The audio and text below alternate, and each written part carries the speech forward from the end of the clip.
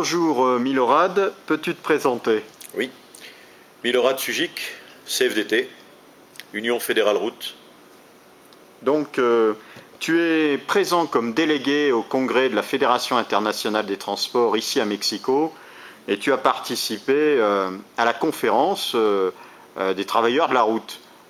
Qu'en as-tu retiré de ces échanges et des débats entre syndicalistes du monde entier de la route, des routiers? Alors lors de la conférence, j'en ai rien retiré du tout, parce que de toute façon, il n'y a pas eu de débat.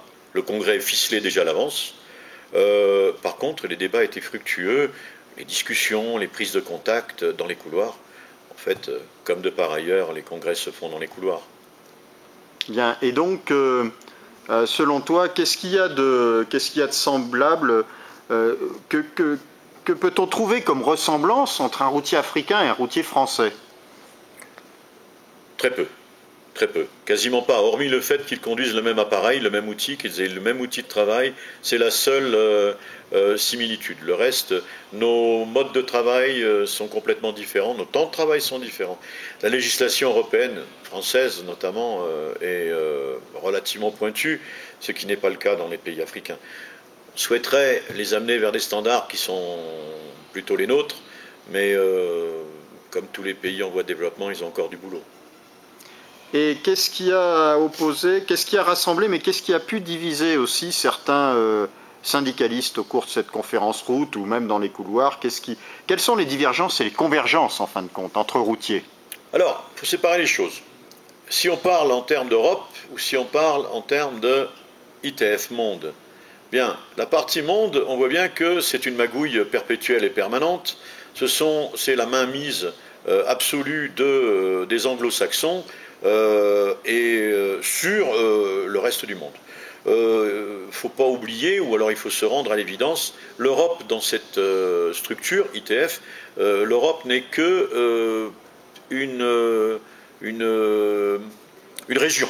Une région. Alors une région pour un continent comme le nôtre, ça fait un petit peu rire, mais donc nous sommes un congrès auquel participe un grand nombre de marins, et c'est les marins qui ont le pouvoir, les autres mais ils n'ont même pas d'estrapontin.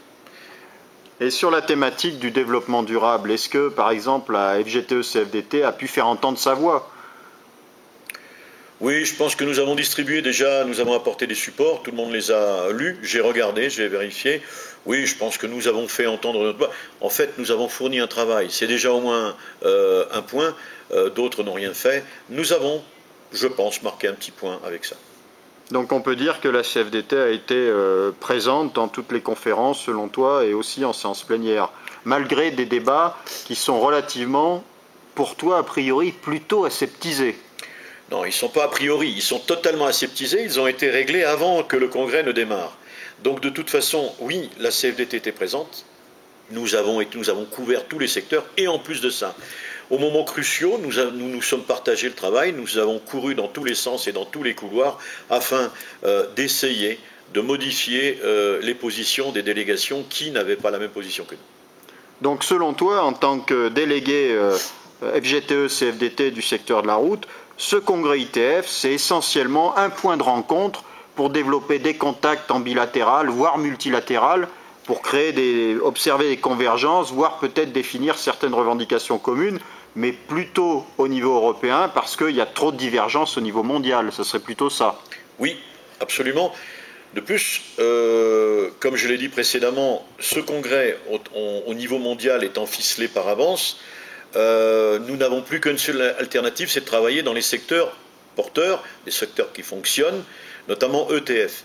À ETF, ETF, c'est la Fédération européenne des transports, hein, absolument. À ETF, où la CFDT est présente dans le transport, elle est plus que présente, puisque nous occupons les places les plus en vue.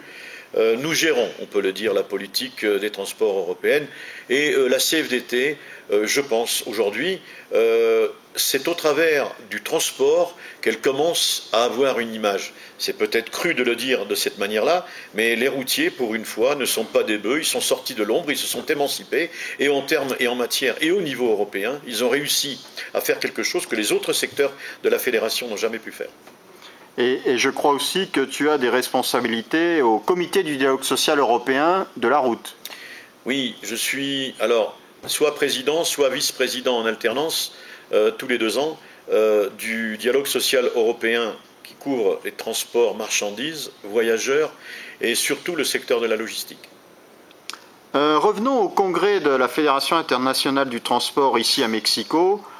Ton avis personnel, qu'est-ce qu'on pourrait faire, qu'est-ce qu'il faudrait faire pour que ce soit un congrès encore plus dynamique, peut-être plus démocratique, peut-être, tu as parlé de mainmise anglo-saxonne, alors je ne sais pas si tu penses aux Australiens, aux Américains, a priori les Américains sont plus corrects que les Australiens sont présents avec une très grosse délégation, alors qu'ils forment un syndicat relativement modeste, avec beaucoup de conseillers, je crois une 60aine ou 70 conseillers. Selon toi, ton avis personnel, là, un congrès syndical international, qu'est-ce qu'on pourrait faire pour tirer du positif pour les syndicalistes européens et français de la route?